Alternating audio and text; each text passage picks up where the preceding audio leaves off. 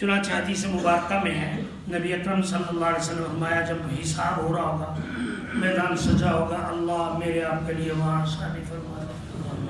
حضرت عائشہ صدیقہ طیبہ طاہرہ رضی اللہ تعالیٰ عنہا سے روایت ہے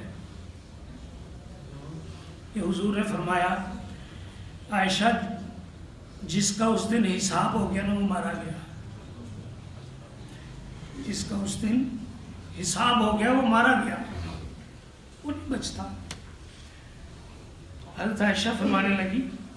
یا رسول اللہ صلی اللہ علیہ وسلم حساب تو سب کا ہونا ہے، حساب تو سب کا ہونا ہے۔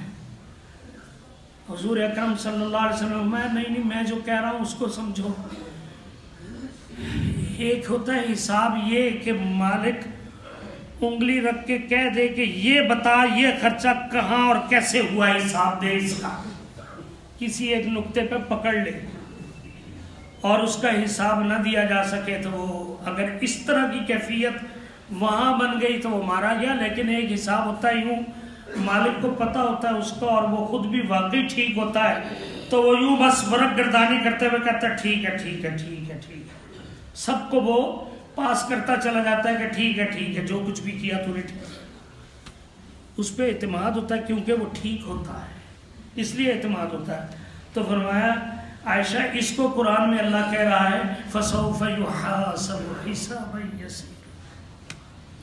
یہ ہے وہ حساب یسیر، یہ ہے وہ حساب یسیر، آسان حساب کہ جب کوئی اس طرح کے حساب میں سے گزر کے اپنے رشتہ داروں میں اپنوں میں آئے گا نا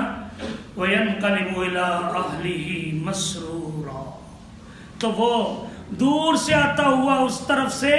دکھائی دے گا کہ فرحت اور خوشی اور مسرت اس کے چہرے سے عیاں ہوگی۔